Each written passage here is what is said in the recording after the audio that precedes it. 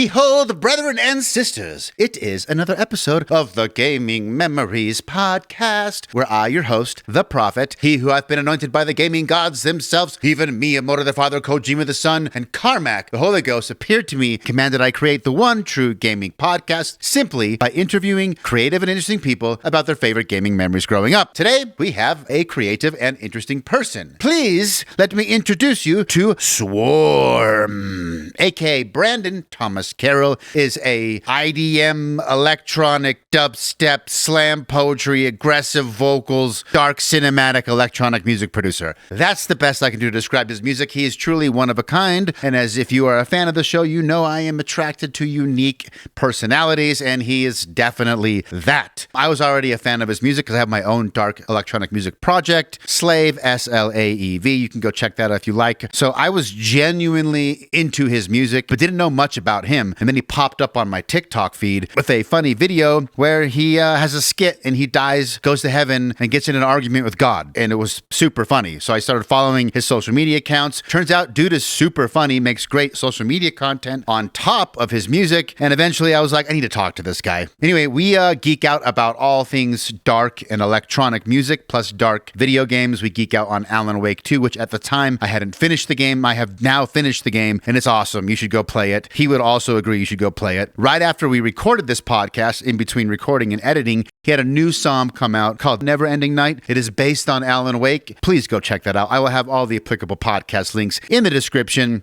We talk about his music, how he got into music, his upbringing, how he got into video games and the games that shaped him growing up and the games that he's playing now. He's a legitimate gamer. A little bit more of a recent obsession for him, but he dove headfirst, and dude is a genuine gamer, and I had a fantastic time talking to him. Again, please go support his music, share his socials. He has this like new series because he has a really deep voice where he reads books in like this deep voice or song lyrics. It's doing really well. And luckily, I got him on the podcast before he really started to break through. He had just gotten a collaboration with Bad Omens and Health, which if you're not familiar, both of those groups are very well established. His numbers have skyrocketed since the recording of this podcast. So essentially, I snuck in and like grabbed him right before he was too famous. Probably wouldn't be able to get a hold of him now. He's buried in opportunity. So I'm super grateful that he said yes, put some time in his day to come talk to little old me. And yeah, his music is dope. Please check it out. Again, all that will be in the podcast description. Let us do our formal introduction. And you know what that means? I must prepare my movie voice. Check.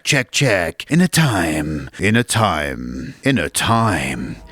when the world was crushed by darkness. Let's do it.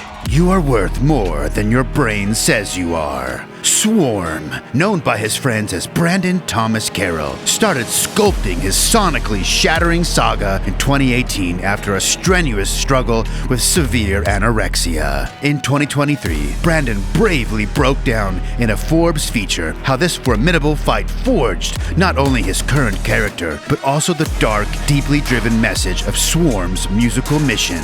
His hyper-harsh brand of cinematic electronic compositions cling closely to the core of industrial EDM while carrying listeners on a continuously changing course through rock, metal, and apocalyptic film scores. Carroll is chiefly a self-sufficient creator, meticulously maintaining his musical liberty while amassing an astonishing 40 million global streams of his independently released repertoire. His tracks have been taped, tapped, used for things such as Battle Royale Behemoth, Fortnite, and most recently showcased in a segment of CSI Las Vegas. I present to you Brandon Thomas Carroll, aka Swarm. I say these things in the name of Miyamoto the Father, Kojima the Son, and Carmack the Holy Ghost. Amen, and enjoy the show.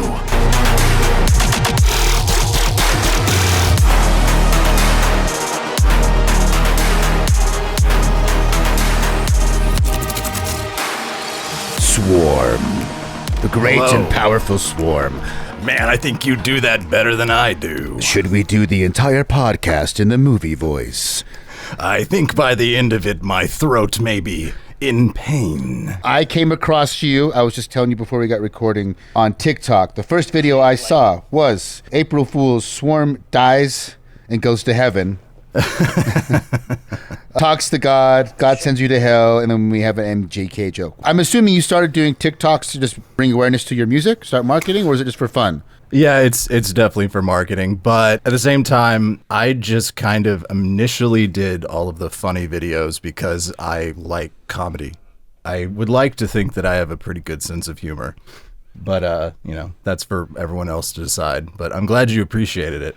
It's to show people that I, don't take myself so deadly seriously, and I'm still just a normal human, and it's part of my my ethos to just be authentic. And making really dark music and really weird, really bizarre comedy is very authentic. So I think I was like legit laughing. I forgot about it. I got a little elevated for the show, watched this in preparation. I started laughing really hard. I'm like, damn, this was funnier than I remember. And the first comment was something like, how is this not bigger? I'm like, I agree. This is actually pretty fucking funny. Then I saw your Cribs episode. A couple months ago. That one was pretty funny. And then there was like the Bob Ross painting one. That one's at 1 million. Yeah, that makes sense. That's funny as shit. What's really funny about that one is until a week ago, it was at like 2,000 plays. Oh. I recently, I guess one of my videos of reading, my wife showed me had me read one of her fantasy books on camera. That one went fucking crazy viral, and I did not expect it, nor did I plan it. So people have been filtering in, thankfully, and looking at my older stuff and discovering that. And then for some reason last week, that one just fucking... Because people filtering in popped the engagement on that one, and then... Yep. And then it went off, yeah. That I did see that fantasy one. That was funny, because you always wonder, like, what stuff is planned and what isn't planned. And It seemed like your reaction was genuine. Like, you legitimately... She got you. Like she got me. Yeah. She knew what she was doing. It's my wife. I know her very well, and she knows me very well. She knew that I would enjoy that, I think. And, I was shocked. For context, who those don't know, it was a video of your wife reading, I'm assuming, some sort of, like, fantasy novel sex scene. Yeah, it was, like, apparently the infamously smutty scene in that particular book. And I thought I was just going to read a fantasy book, and, I did know that there was a lot of like actual romance. I didn't realize it was that kind of romance. Romance. That was legit. I did not expect it. And the funny thing is, the big takeaway from that was people liked the sound of my voice, and I was like coming from, as music is my focus and it's my passion, and I'm just my entire life. Music is literally me just, aggressively reading the lyrics that I write to, some really heavy, epic, Lord of the Ringsy electronic music. So it's like, oh my God. Like, I'm like, did I finally find the fucking glove that fits? Yeah. And it seems like I have, and I enjoy doing it, which is the best part. It's just fun. I mean, it's kind of similar to this. I was like making gaming content, and then because I music is my background too, so I just started making gaming shit during COVID because I had like nothing to do at night. What I was normally doing, I'm like, well, what's naturally me? I got into emulator content and this random niche that I thought no one cared about in gaming, and then it worked. It's like, oh, yeah. Okay, sweet. That's the thing. And again, like you did it, you said you did it because you like it and you got into it and you didn't think anybody else would like it. And that's the best beginning of any good story, in my opinion. Just doing what you love to do. Yeah, that's the dream, right?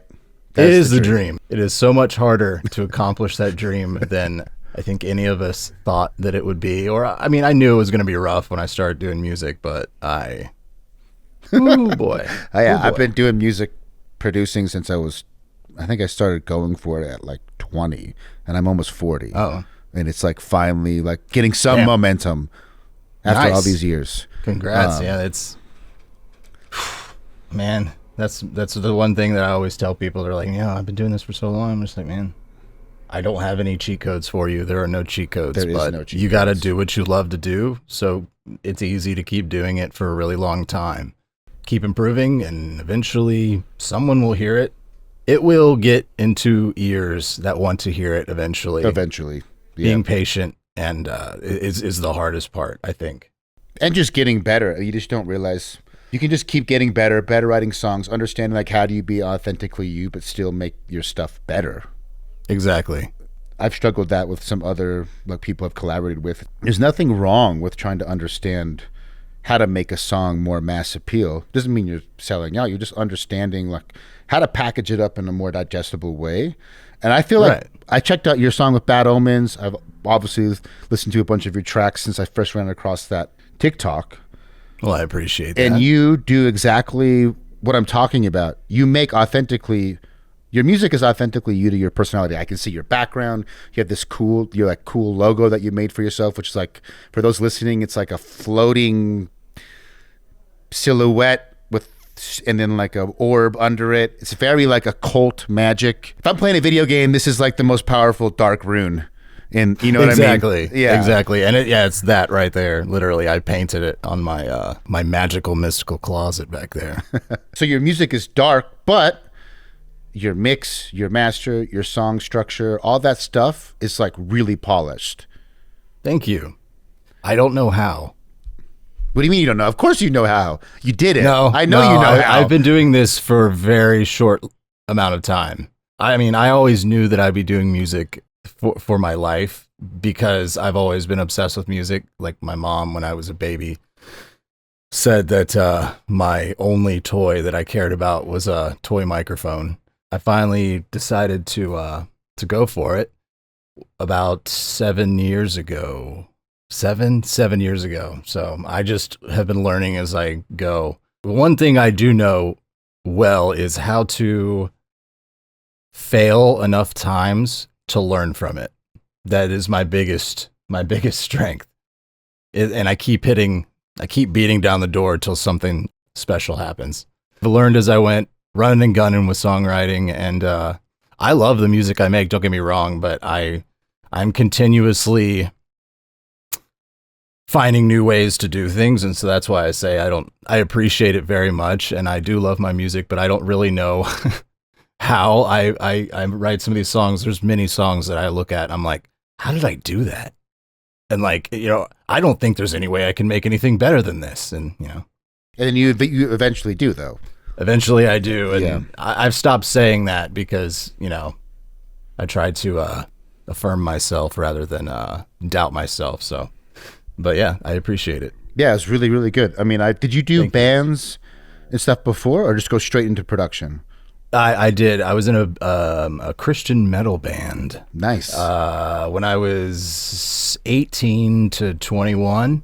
Nothing that anybody would have ever heard of, but I went through some mental health related struggles, and that caused the eventual demise of the band, and I kind of became a recluse for about a decade. And then I decided, fuck this, I'm gonna do this myself, and I'm gonna figure it out, and here I am. Any music in between that decade, like tinkering?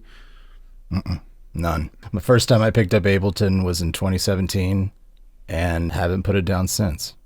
I was gonna ask what you're producing, but there we Ableton go. Live. Because you're a man of culture. Are you Ableton Live yourself? Yes. Oh, that's wonderful. Ableton Live, basically for everything. I mean, there's arguments for other stuff for mixing, and I get it. My brother does all of our mixing, so luckily I don't have to do that. I get to just nice. Make cool shit, and then he makes it perfect.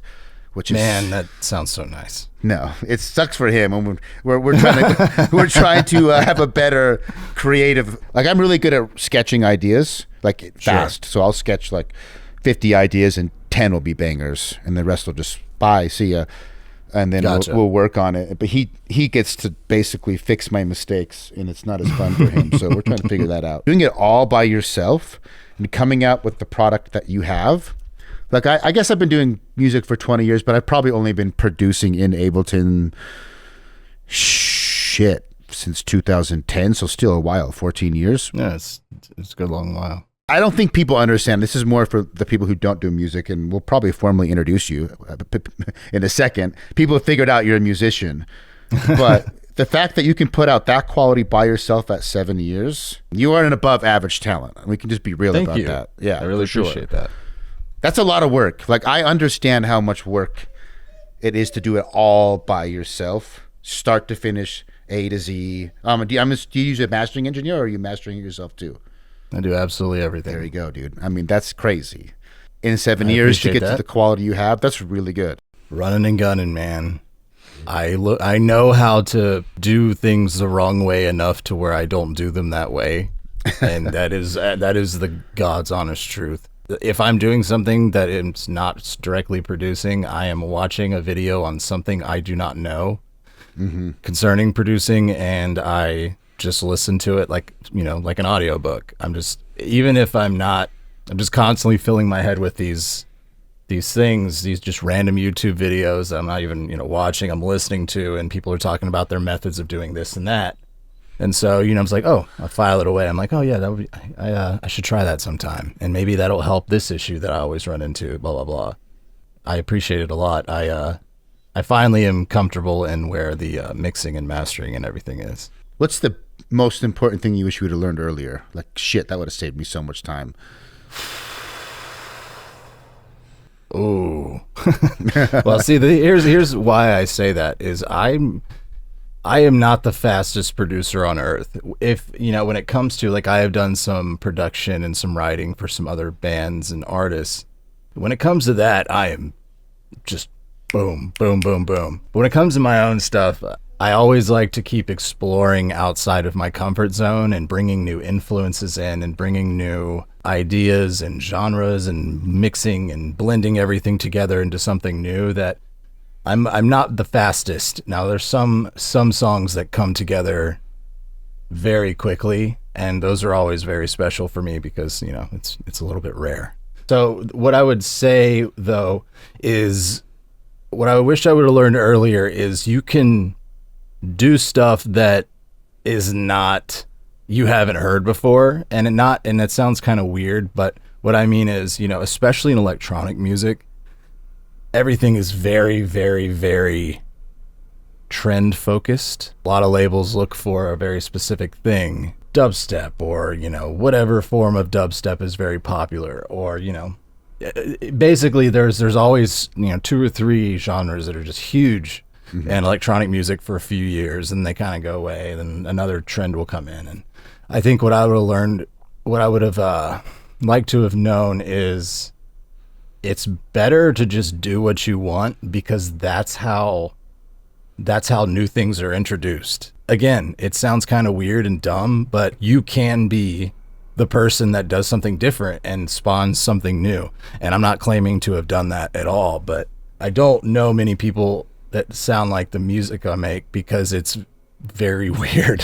It's weird. It's a giant mismatch of, like, Lord of the Rings trailer film score and yes, metal-ish, very reminiscent of metal, the structure very reminiscent of metal, but not kind of thing. And, with the Rammstein vocal kind of things that I do, it's just, it's weird. It's strange. And, like, I wish that I would have been more confident to try something that, just take more shots into the dark at the beginning. But also I have to give myself a little bit of a break, because I'm still learning, and I was very, very, very new into it, even 5 years ago. So I have to give myself a little bit of a break for that, because I was just learning how to make sounds at the time.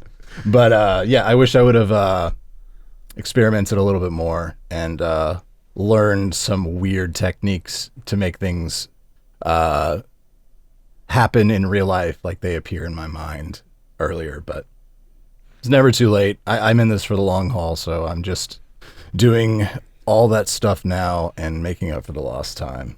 Is Swarm your first alias, like the first name? Yep. Sweet. So you just jumped all in. Did you master plan, like, this logo from the beginning?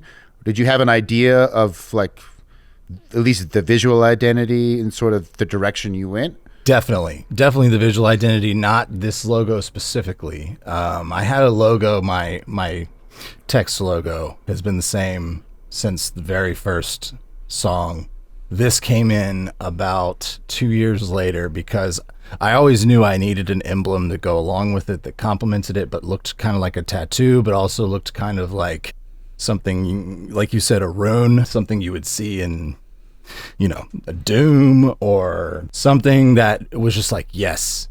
So it came about when my first big break, when the first time I had confirmation that okay, I am doing something that is, connecting with people, and kind of like a big milestone that I wrote down in my big list of, anytime I have a big milestone, I write it down on my list. So when I'm feeling discouraged, I can come back to it and remind myself that what I'm doing is not pointless. But I released this really weird song. So weird. Even to me now, it's super weird, but I still like it. It's called Savior. And it was like the first time that I had truly said, you know what, I know this is weird and I don't know if anybody will like this, but I don't care because I love it. That was also the last time that I ever tried to send anything to a label. It was actually at the end of 2018, I'm sorry. And I've been mostly independent ever since. I released this really weird song. It was super dark, super droney, but very head bobby, and just, I loved it.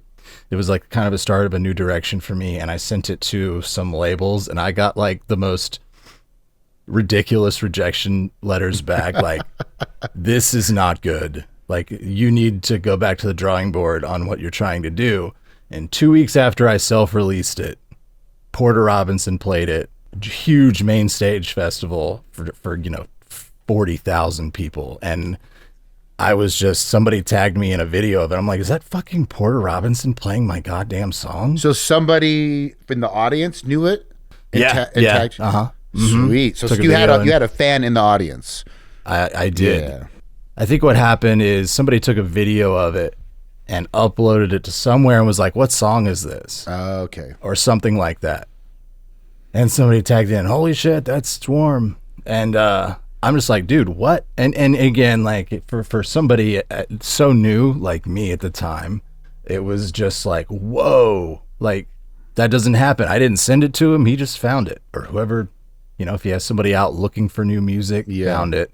Yeah, it was crazy. And so that was just my first, okay, so literally, I'm literally only going to do what I want to do because, it shows me that what other people think, especially, tastemakers, it doesn't really matter if you like what you're doing. So this is the cover of it was a photo I had shot and edited.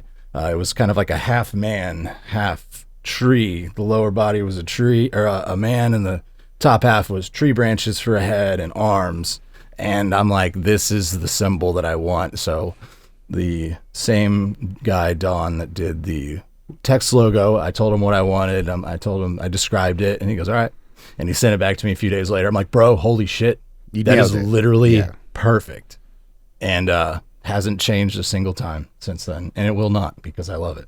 Do you have a meaning, kind of a story behind it now as you've looked at it, or did it already have a meaning behind the design, the reference that you sent him? Oh, the reference. So it does have a meaning for me personally. I'm gonna just take a detour to explain why. So when I mentioned that I went through some mental health issues after the band, or that caused the band dissolving quite a while ago, but it was I had an eating disorder, and I still do, because it doesn't really go away. But I've learned to, how to fight it and how to keep it at bay.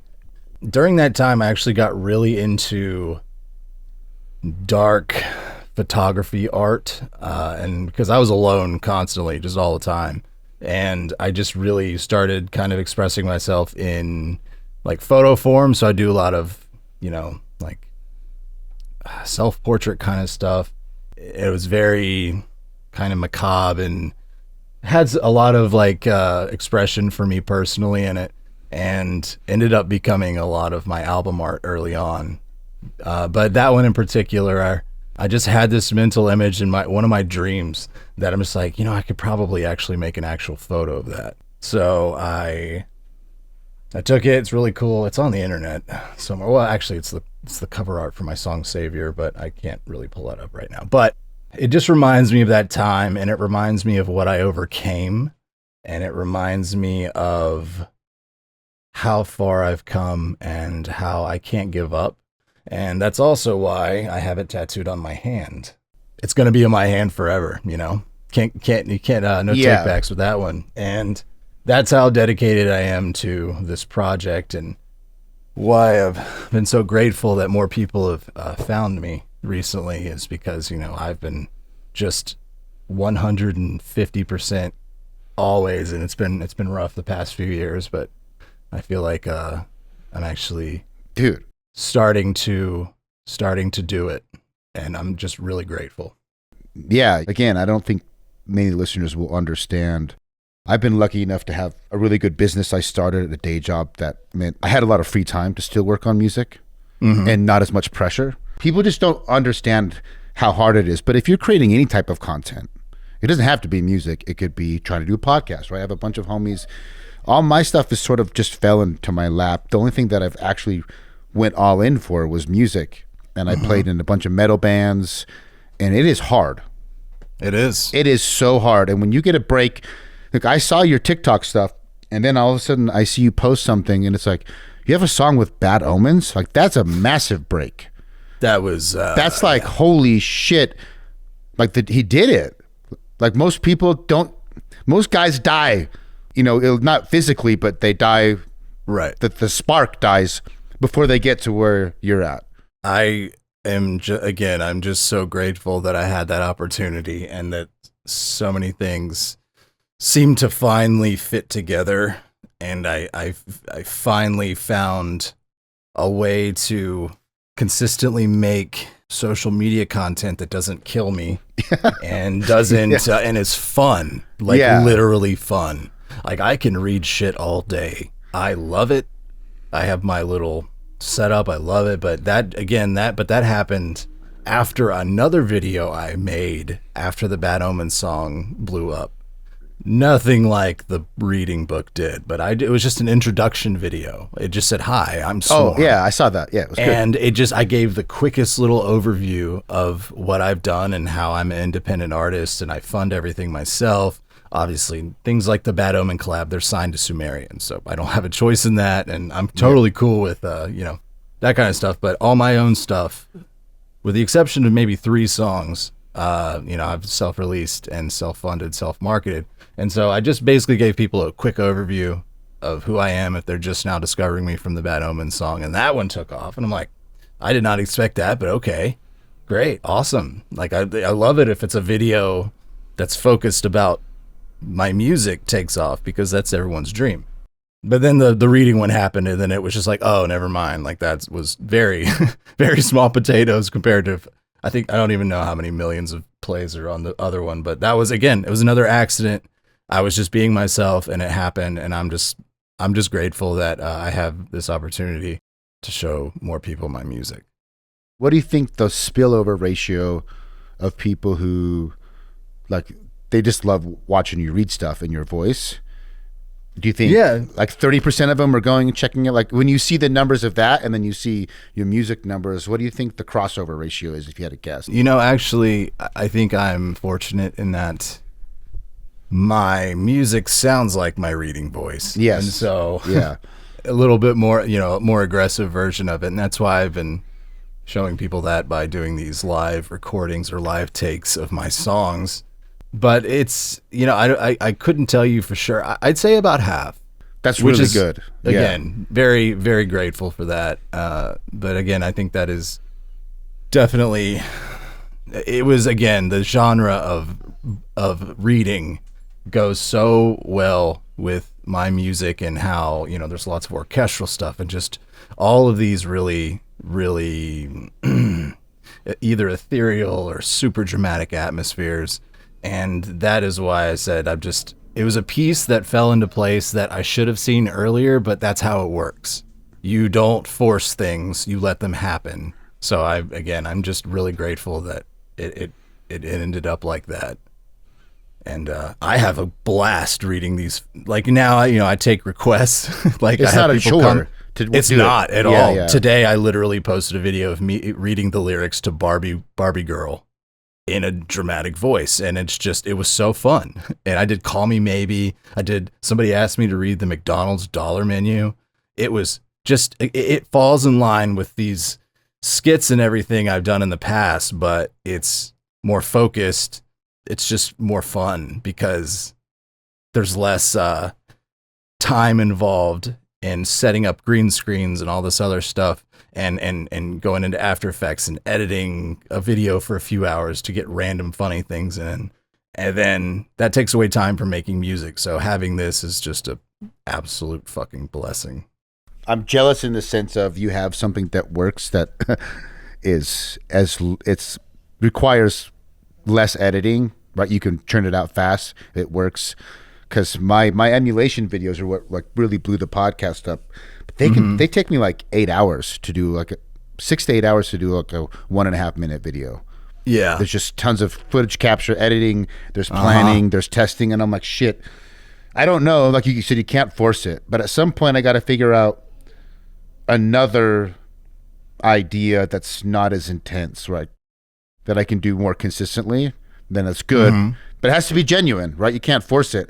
Right, so you just keep making new ideas. You keep trying new things. Eventually, something will happen. Yeah, and again, like I had been trying for a while to make these, skip videos, and it also was really disheartening a lot of times because I wasn't getting anywhere with it, and it wasn't my intention to get anywhere with it necessarily. It was more to just show people just another side of me, and to be more authentic, and to just kind of distinguish myself. That I do make this incredibly dark music, but also I have a normal human side. I like making people laugh as well as feel things emotionally through my music. It wasn't accomplishing that for a while, but I think what really was happening is I went through a really rough, really discouraging time from 2022 up until probably like late 2021 up until like early 2023, where it seemed like everything was falling apart in my life, and I was burnt out from social media, and it was writer's block with music because I was just so stressed about, this money, I just got married at the end of 2022. We bought a house. So just all the stresses that come along with life, and also just trying to figure out the next step for Swarm. It took a toll, and I had to take a break from social media to work on writing and refocusing my musical endeavors to try to find the next step with that too. And just a lot of things had just reached the end, like the natural end of the life cycle. And so I was just trying to figure it out, and I took a break from social media, and I think the algorithm hated that a lot, as it tends to do. YouTube hates that. Everything, Instagram, just all of the social media platforms just were like, oh, I guess you're never going to come back after being gone for 2 months. So we're not showing your post to anybody ever. And luckily now with this new era, a lot of things I started planning again instead of just trying to wing everything as quickly as I could. I started planning again, and it just so happened that the Bad Omens song became scheduled, and I broke through that barrier and found some new inspiration, and found new things that made me happy, and just concentrated on what made me happy. And then literally things this year just kept falling into place, and it's not like I was really beating myself up really bad for the past 2 years up until this year, really. And so it feels like a breath of fresh air that I can just not stress horribly out all the time and be miserable, hoping that I can, figure out how to write my next song, or I can finish the album I've been working on. Now I'm just having fun. And it is just, oh my God, I'm so grateful. It just going back to the basics. I love making music. I was born to make music, and I am having fun again. And not that I ever started hating making the actual music. It was just everything else that came along with it. Yes. So now I'm just having a blast, just having fun, writing music I love and finding new ways to do it, and just I'm really grateful once again. Sorry, I keep saying that. No, it's good. I know you mentioned something earlier along the lines of I learned tricks to take what was in my mind and manifest it. I don't think you said the word manifest, but something along those lines. Essentially, yeah. I want to ask about that, but Sure. before I get into that, it seems like the trick for a lot of people is the state of, like, if your state of being is stressed, it's like what you put out comes back. It's some weird, I don't get why the universe seems to do that. It doesn't always work, but it does seem to follow that pattern sometimes. And it's not a surprise to me that when you sat down, planned out, and then, I don't know, like, I've heard that story so many times. The counterexample, a famous counterexample would be, I don't know, I'm assuming you like Deftones. I bet you probably do. I do. Yes. Okay. So White Pony is their biggest album. A lot of people would consider it their best. I'm not exact. It's up there for me. But that album was notoriously bad and hard for them to write. They've talked about it extensively where none of the songs came easily. That's why they brought Maynard in for Passenger. The band was fighting. Everyone had personal problems. Like, it was a grind from start to finish. Yeah. But it's an amazing album. Yeah. But a lot of other people will say, like you said, the songs that come easily oftentimes are some of the best songs. They just happen. Sometimes, yeah. And then sometimes it's the puzzle pieces. Absolutely. It seems to ebb and flow. So if I were to step back, it seems you were in the puzzle piece grinding phase. And then it's like seasons of life. And then there's seasons where, like, everything just happens and it flows. Yep. 100%. It probably won't last forever. And you know that. But it's like, you know how to grind, right? You get back to another phase where it's just, all right, well, I know what to do. I've been here before. I'm not looking forward to it, but I know it's going to happen because, it's life. And, that's something I've touched on a lot.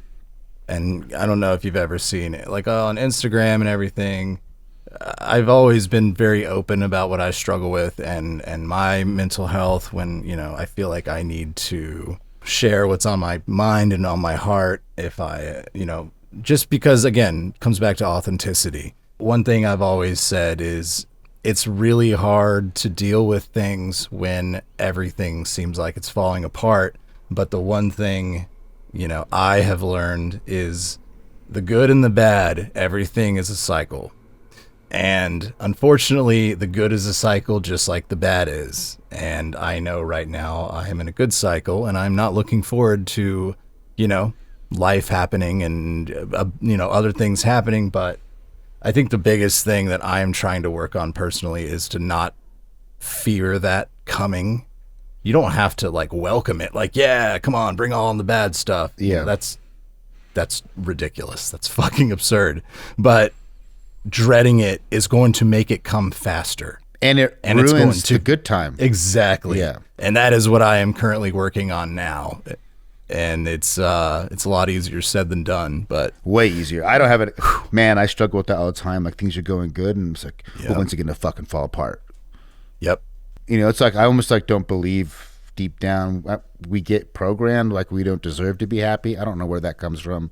A lot of people deal with that. I don't know if it's media, whatever. I think it's a combination of lots of different things that make so many people, pretty much, everyone that I know struggles with that. And it's definitely something I struggle with. Literally, like I have said it, when is the other shoe going to drop here? I'm just waiting for the next, where's the butt?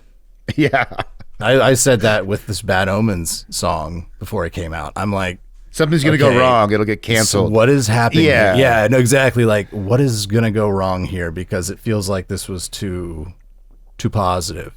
Yeah. Or, with the book video blowing up. It's just like, okay, where's the other, when's the other shoe going to drop? When's the other foot going to drop? Whatever the saying is. And I realize, that is does not have to be the way it is all the time. Sometimes there will be that. But again, it comes back to dreading the bad part coming is just ruining the fun of the good part and ruining probably inspiration in my case.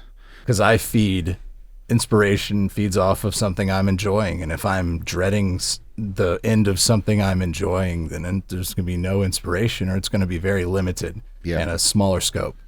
I also agree that I have a suspicion that the dreading does increase the probability of the bad thing happening. I do think so too, because now you're looking for it. Yeah. And there's just the world just, I don't know. Reality's weird. It does seem to reflect as, as above, so whatever, as below, so above. As above, so below. Yeah. Or as within, so without. Like there is something to that. Same idea. It's not like 100%, but I've just noticed anyway. I know we're supposed to talk about, this always happens. We're supposed to talk about video games and well, we'll get into that. We'll get I do into have something it. to add to that though. It's really interesting. Now, I do not claim to be, I'm not an ultra spiritual person. I believe in emotion and that kind of stuff. I believe in channeling like pure actual feeling, no matter what it is, if it's, happiness or sadness or anger or, hate or fear.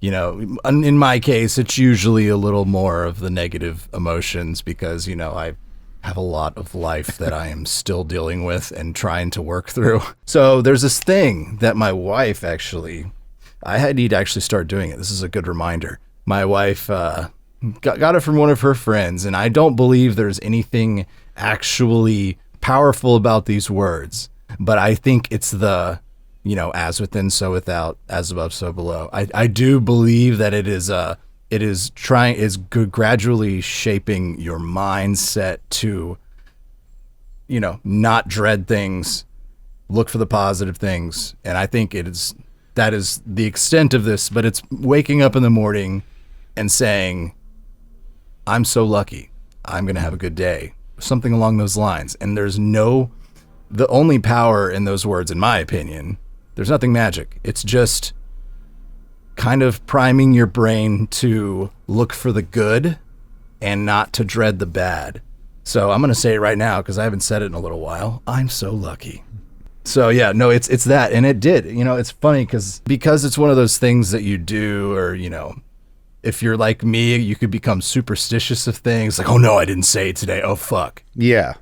Oh no, like my house is going to burn down or something. Oh God. But it's more like, I do like doing it because it does make you a little more chill because, because once you say it enough, your brain just kind of thinks it naturally, and it becomes like a thought that you don't have to consciously put in. It's just more of like, yeah. I think that's the magic. Happens, but life is good. You said that there's not magic to it, but I think you're right, but there's no way to look at it. There's another artist, shout out to Sombre Lux. He's one of my musical friends. He makes also very dark electronic music. Well, I'm going to have to check it out. He's really cool. SOMBRE space LUX. Sombre Lux. Have to look at that. Have you ever heard of an artist called Lorne? Yeah. Okay, so Lorne is like one of my gods, and he's great. There's like this little dark ambient, not ambient because there's beats, but there's just like a whole ecosystem of stuff that's similar to Lorne.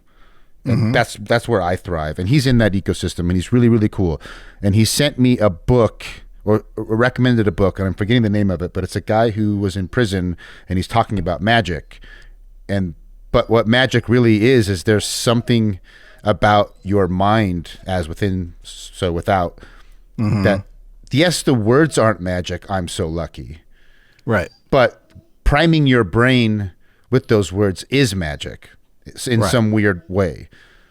And I think we're getting at the same thing. There is something that works about like your internal state does influence your external state. And I used to think like there can't be any woo-woo. For a long time I thought, well, your internal state will influence the actions that you take, the probability whether you take the right action or the wrong action. And then your actions then have an effect on reality. And really the mechanism behind this idea of as above, so below is still the action. It's not your thought. Right. And I still think that is the primary mechanism.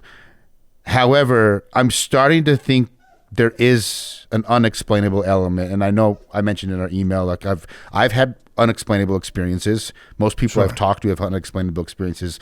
I think that there's an element to reality that we have yet to understand, which doesn't surprise me. We've never understood reality. To think that we understand it right now is quite audacious, so to speak.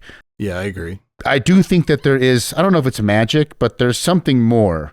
Obviously, the actions we take, we know that action has consequences. Actions do stuff. And I do think that by priming your mind, saying, I'm so lucky, you're setting your brain up to perceive the world in a way that is going to increase the likelihood you make choices that will increase the likelihood of the success you want, right? Exactly. That's the path. That you said it way better than I did.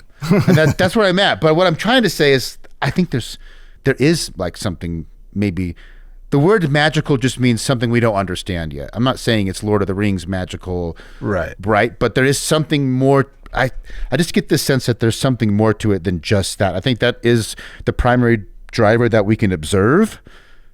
But I just have my bones tell me there's something more. You know what I mean? Like just like my gut. And I do think that you've tapped into, I was going to ask, so you played in a Christian band. I'm assuming you were raised Christian, right? Yes. Okay.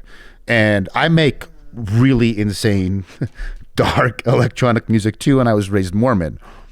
Okay. A commonality I want to ask about is how much does that directly influence? Like, do you think the Christian upbringing and then the attraction to like a dark aesthetic has a connection?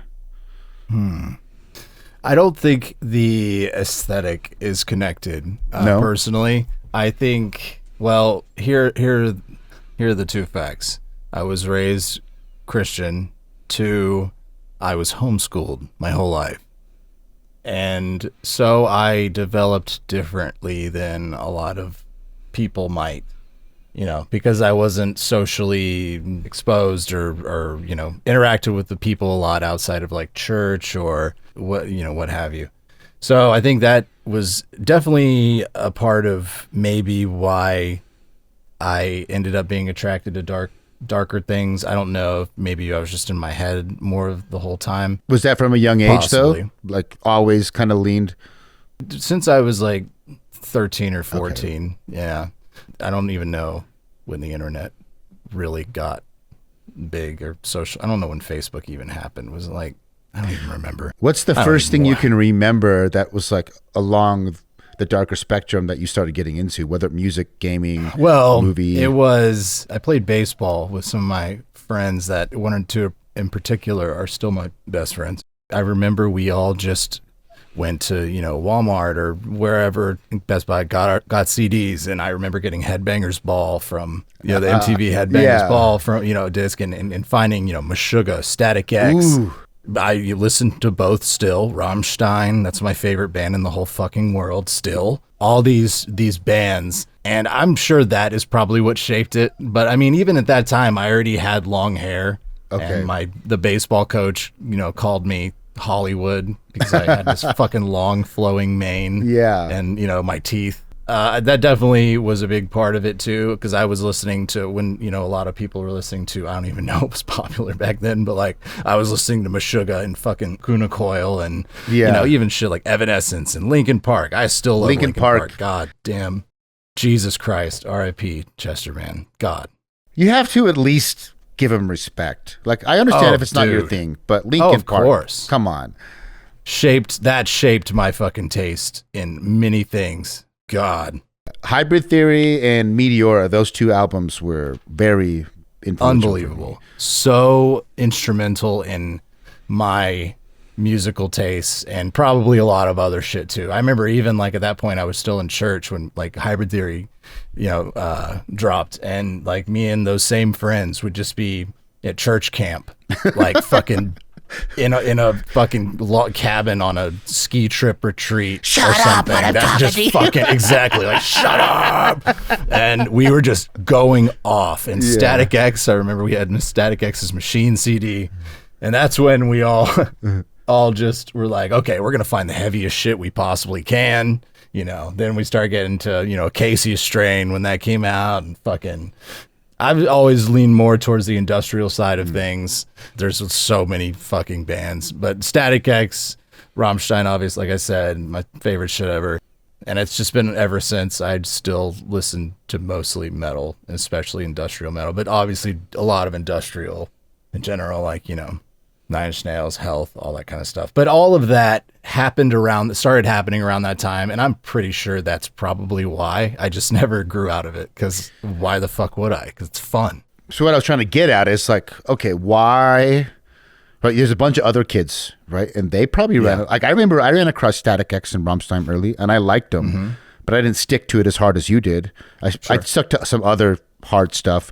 Like I went like the more prog route. I got really into Primus, then I got really into Tool, and then Tool was like, for a lot of people, it's just when you're when you're like 12 years old and you hear Tool for the first time, and I came up playing drums, so it was just like, oh, okay, this is my god now. At least these drum parts. Yeah, they're so unbelievably talented. But like, I guess my question is like, other kids listen to that stuff. Other kids met Static X, Rammstein. I'm wondering if the angst, and every teenager feels angst, but what I've noticed is a lot of the people that I've talked to that make really dark, heavy electronic music have a strong religious background. I'm talking like possible. 80%. So I'm wondering if the reason why when you're like, we have to get the heaviest shit possible is there's just, I'm not against religion, but I think that it can just, for certain personalities, it can create a lot of friction. Sure. Absolutely. Subconscious friction. And I'm wondering, I'm like, why? Like, why? From day one, like, I remember playing Chrono Trigger and thinking Magnus was the coolest guy. He's the bad guy. He's cooler. I always thought Darth Vader is fucking cooler than Luke Skywalker. The villains are always cooler. They're just cooler. Yeah. 100%. And I think that's like, at least for me, I've tried to psychoanalyze myself, is Mormons are brought up to and commanded to be literally perfect. You're supposed to be perfect. That's the goal.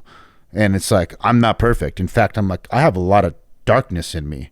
So I would always resonate with the anti-hero, the bad guy that still kind of does the good thing at the end of the day. Right. Because that was like, well, that's how I am. I'm not Luke Skywalker. I'm actually a piece of shit a lot of the time. Like, I know I'm inside this brain. Yeah. And it's not Luke Skywalker in here, dude. For better or for worse, you're inside this brain. Yeah. That sums up the human experience. That is for everybody. God damn. It is that. Yeah, no, I agree, though. I've always identified with that. I don't want to be the villain. I don't want to hurt anybody that doesn't deserve to be hurt, for sure. Yes. And that's always been the distinction, but I would like to look like the villain. I would like to talk like the villain. I would like to, besides the hurting of innocent people, I would like to be the villain. Yeah. Yeah. Or definitely. at least the anti-hero, Yeah. And I do think it's very possible that having such strict, like, do this or go to hell. Yes. Don't do this or go to hell. I think that absolutely, I mean, let's just be real, dude. Like, Christianity is the most fucking metal, just I'm so glad you brought this up. macabre, crazy thing. Like, dude, you drinking have a dude's this blood every week. Yeah, like on a cross. That is the focal point of your religion. Is this guy is, who you worship, which is fine if you do that, as long as you're a good person and don't be a piece of shit to other people. I don't care at all. But I think honestly, connecting the dots, it does make total sense why I like dark shit. I mean, you literally stare at a dude who's crucified on a cross Every week. Yeah. every week, probably multiple times a week. So yeah, I'm sure that that has a lot to do with. This is just with an what I armchair like. theory, but I'm like, No, it makes total sense. We're going with that. if there was like some sort of study you could do, I would say that the adoption rate in like metal would skew Christian. That's why you have Christian metal, right? And some of the Christian metal's badass too. Have you heard of a band called Holy Name? I just ran across them.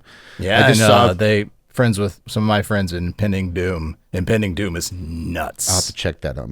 Impending Doom? Impending Doom. Yeah, I just ran Coolest across band, this dude. Holy Name video. Yeah, Holy Name is so heavy. Like YouTube just recommended it to me, and I'm like, oh, sweet. Yep. And I watched it. I was like, damn. It goes. It's crazy. I would go to hard. this church. Let's go. I know, right? Yeah, it's not surprising that there's some Christian faith-based metal and beat down that is just so goddamn heavy.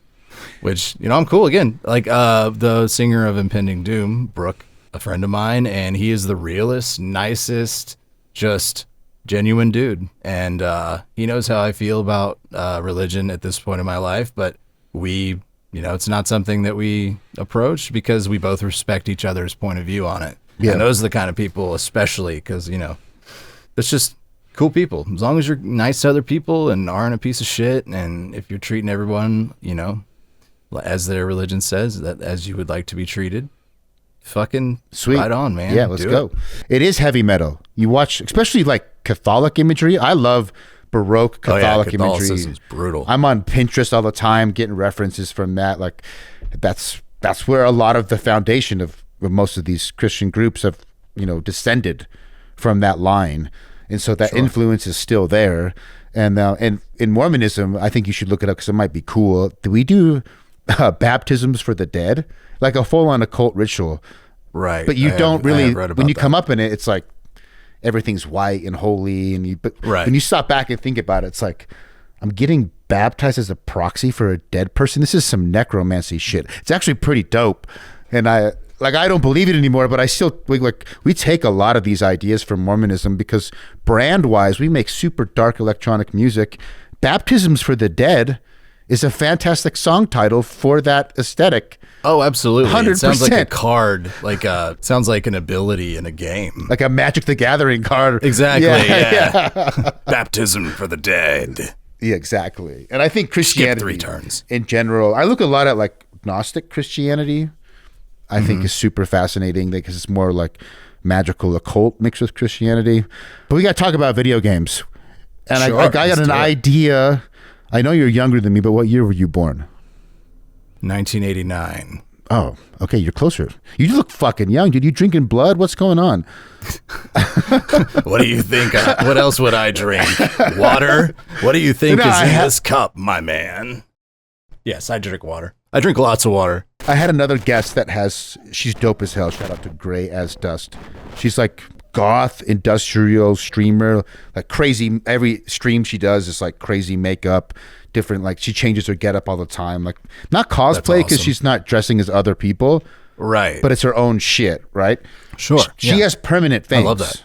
Like legitimate. I saw this video on your Instagram. Yeah. That's hardcore. She's not fucking around. She's not fucking around. I have another highlight that I haven't put out yet. I'm like, damn. So you like, she's like, I'm a vampire. I'm like, so you drink blood? And she goes, well, of course, if they consent. And I was like, okay. I got it. Okay. I'm like, so what? Are you going to, in like 20 years, you're going to look the same?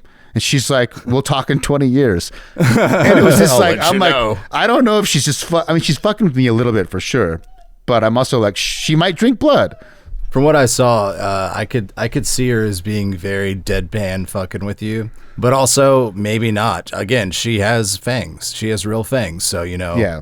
I'm not judging. I'm not hating. Me neither. She's cool. That's actually pretty fucking dope. You Yeah. can do it. She's Again, dope. Get consent. Great episode. I would definitely have her on again. Check her out if you guys are listening. Gray's Dust. Her streams are pretty cool. Talks about existentialism and philosophy while playing like horror games. Again, we were talking about you have to be genuine. She's this weird mix of philosophy and horror games and goth like dress up. I don't know what you would call it. I don't mean Authentic. derogatory dress up, right? It's just of course, yeah. Authenticity. We don't. We just can't think of what it is called in the particular culture. What the culture name is. And it's not like I'm not saying culture. Like it's not far off. Like I have, I don't dress up in much of anything except the same 4 outfits I have, 1 for stage and 3 for real life. But that's why I can't think of the word. I'm the same way. Strappy things and a lot of leather and some spikes and some chains. Yep. But that's about it. And I've just had the same thing for like fucking 5 or 10 years now. So that's cool though. I'm about to look at her streams. I've been wearing gray shorts and a black shirt for like 15 years. Damn right, dude. Just uniform, baby. Ain't broke, don't fix it. Your house, though, your Cribs episode, people should go check that out. I'm assuming, so your production room looks closer to like, oh, that's a producer room, a normal house. But your Cribs video looked almost like you bought a castle. Yeah, so see, what you're not seeing in this is I actually have very mathematically calculated treatment of sound in here. I have, these giant pillars You have the bass traps in the corners. Acoustic, big ass, yep, huge on the ceiling. There's a lot of other things installed up there and everywhere. You just can't see it here, but yeah. Well, it's actually a very modern house. It's a new build. Okay, we're in a really cool neighborhood. It's like a being revitalized kind of neighborhood. And it was a new build, but we just have gone fucking ham on doing shit that we want. Everything, is either black or dark colored. So you've remodeled it into that look since. Oh yeah, no, all ourselves too. We didn't hire anybody to do it. We built our dining room table ourselves, replaned it, fucking sanded, bolted it together. It looks like a medieval table. We just collect every cool thing we can find. There's a shitload of it everywhere. We have this big, giant medieval torch hanging dungeon looking light that hangs over the table that somehow I was able to install myself. I don't know how, but I did it. I broke my toe during it, but I was able to do it. We've painted everything for better or for worse. We've been injured doing it. We're just all in. We're hardcore about the house. We have a list of projects that we're going to do. My wife mainly spearheads them, and then I provide the labor. Well, no, she provides her fair share of labor, and she has the important part, which is the good idea. As far as living the exact thing that I do on the internet and how I appear, the aesthetic, all that kind of stuff, I hide nothing. Nothing has changed. I just again, from the house like that. We've done more since then too. We can walk into our house and just there's a fucking knight in the front entryway. There's big ass mirrors everywhere. My wife literally just bought a sword to hang on the wall, an actual fucking sword. Got daggers, dude. She's always, fucking scouring Facebook Marketplace and Craigslist for these weird antique things that people sell. We have these, the craziest, most movie prop looking furniture that is real and it's just old. That we just have tons of it everywhere, bedroom and in the living room and everywhere. All these things that just look like they were from a medieval castle, but they're not replicas. They're heavy as actual shit because they're 200 years old or whatever. It's just people are like, this was I'm getting rid of this because I'm moving and it was passed down, blah blah blah blah blah. A lot of it's way too expensive for us, but some of it, people are just like, I don't want to deal with this. Just take it. You can have it for this. Yeah. So a lot of our stuff has been that, and it just looks like it came out of a fucking haunted castle. That's what I thought. I was like, yeah, dude. I'm like, not props. Did he buy a fucking castle with Bad Omens money? That song just wasn't that a week ago? No. How is he already in a castle? 3 weeks ago. It was something I wanted to do for a while. We had to wait till the house had more of the projects finished. But yeah, it's funny because we have a nice close knit neighborhood, and I'm not the most outgoing, extroverted person, but my wife is. So, and I obviously I've been doing this and I have to play shows for a while, so I know how to turn it on when I need to, and I know how to be a normal person. You can be and that I do have guy. Fun. There's lots of very cool, yeah. And it's not that I don't want to be. It's just you just have to get me out of the house first, Yeah. But we have some friends in the neighborhood, and the first time they came over, because we both dress, I don't know if we own anything else other than black. As soon as they first came into the house, they go, "Oh, this is exactly what I thought it would look like." That's mission accomplished, dude. George Bush. Yeah, and I'm just like, woo! Thank you. Then I was like, thank you very much. Would you like a goblet of blood? I didn't say that though. That would have been funny though.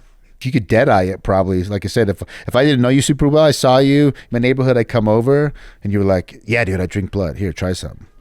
Yeah. For a second, I'd be like, shit, dude, is that actual blood in there? It says Capri Sun, but I assure you it is blood. O negative, the best type. You were born in 88, so... 89. 89, sorry. So you're 4 years younger than I am, which means... so the reason I asked is I try to guess the first game you ran across based on their age and location and sort of... I mean, it's pretty easy. It's just you dial... At 89, you have... It's going to be the NES, but if it's do you have any older brothers or sisters? Yes, I have an older brother and a younger sister. So you probably saw an NES first then. I did. Yeah. I did. Funny enough, though, like I never had a console when I was younger. I didn't have much entertainment things. I didn't watch TV. I wasn't really allowed to watch much TV.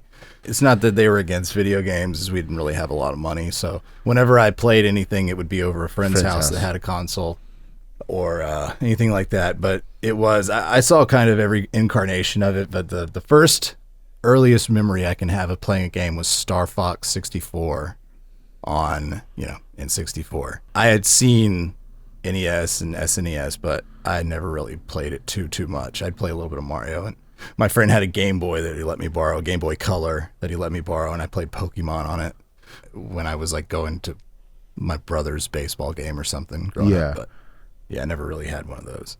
But yeah, that would be that. But I think actually I never really actually truly played any games until COVID times. Interesting. I had been either work alone for a long time with the eating disorder that I struggled with for a while. So after that, I was full fucking tilt into music. Because when I recovered, that was just like, I'm like, okay, I'm doing this. I can do this. Here we go. Like no looking back kind of shit. But then I met my now wife and we got stuck together for a few months. She's like, why do you not play any games? I'm like, I don't know. Like, I like them. I watch them on YouTube. I'm just like, I don't have a console. I don't have, I have a computer, but I have a Mac and, it's not the best fit. Yeah. It's not the best for that. It's great for music, but it's just not optimal. Like a lot of things don't run on it. She's like, nah, you're going to love this. So she decided, she went on Facebook Marketplace where this is right when the Switch was huge, launched. She finally found one and we met in outdoors. So again, it was during COVID and we bought it in a parking lot. It was kind of sketchy, but anyways, we brought it home and she goes, I bought you Doom 2016. Oh, shit. Bought you Doom 2016. And I didn't have a TV in there either. She knows you all too well. That was like a perfect thing. Yeah, for real. Yeah. Well, we're married now, but she knew me. She read me like a fucking book. She still does. She's like, you don't even have a TV. I said, I don't. I never watched anything. I just made music and that was it, and learned and all that kind of shit. And she fucking gets a Best Buy TV in this little room that I used to live in, puts it on my in the corner, and I'm just like, God, this TV's huge. It docks and she's like, play this, and she just sat there and watched me, and I'm like, oh my fucking God, this is the greatest day of my life. I obsessively played that fucking game, just start to finish as much as humanly possible. Like full on music is on a 1 week break or a 3-day break. And ever since then, I'm absolutely fucking hooked. I always have to have a game that I'm also playing at night. Like we have a PS5, but my new favorite is Steam Deck. Now you have a Steam Deck. We just got that for my birthday. Dude, you've joined the cult. The Steam Deck cult is strong. People love their decks, dude. Dude, I see why. Yeah. I mean, I love PS5. PS5, I would say, is my favorite. I have a Xbox, the lower one, the S. I played Doom Eternal on that. That was my first play as soon as we got that PS5. The timing on that is amazing. Well, one, she obviously knows your taste, and I think Doom certainly does. Doom 2016 was a special game. Oh my God, dude! Out of all the games, the timing, right? What if this would have happened a year before in Doom 2016? And her choices, that game is so good. It is. The combination of Mick Gordon's soundtrack, the gunplay, the kill box rooms. I've had someone say it becomes a rhythm game when you get good at it. Almost. Yeah, almost. There's a flow to it. I'm jealous you got to just jump right into Doom 2016. Of course it blew your mind. That game is It blew shit. my fucking mind, dude. It is. God, it is so good. I've played it 3 times since. I've played Doom Eternal 3 times too. Do you like 2016 more than Eternal? It's going to be more special to me because it was my first actual game that I played and beat, essentially, in my life. So it's going to be more special. So it's always going to hold a nice place in my heart. The Doom Eternal was, I mean, graphically, it was definitely a step up, which I love good graphics, but it's not my make or break on a game at all. The music was equally as fucking fire for the most part, Unfortunately, I mean, I did notice at the time that it was kind of weird that like there was some weird like leveling issues in it, and like sometimes I know now why. And so I would say, but a lot of the composition, there's some absolute gems in Eternal, but I think the music's better in the first one. I think the second one, if they didn't fuck around with what they did to Mick, it would have been easily as good, if not better. It probably would have been better. I think so. This goes into the music we were talking about earlier, but Mick Gordon's video game soundtrack changed metal music, metalcore, gent breakdown. Everyone like that became almost like a hybrid theory thing. It was like, okay, there's a new level to production and punchy and how heavy things can sound. Yep. And it came from a dude who did it on a video game soundtrack. He's a talented ass motherfucker. Is also a very nice dude. I've been playing like BFG Division in my sets for on and off for like 2 years. Somebody like posted a story of it and tagged me and tagged him, and he fucking reposted it, and we talked for a minute. And I'm like, bro, and I was trying so hard not to say like, bro, I fucking love you, man. Yeah. Please be my dad. But I didn't. I just wrote, I'm like, dude, there's a lot I could say, but I just want to say thank you for being cool and thanks for the repost. It's wonderful to have this brief interaction with you. Have a good day. Yeah, yeah. He is easily one of my biggest influences, not necessarily sonically, but the way he just weaves in and out of different things, and his variations and timings, and his unbelievably fucking punchy ass, crispy, uber clean, like small but gigantic sound. Like everything is very like in its place, but sonically it just hits like a fucking freight train.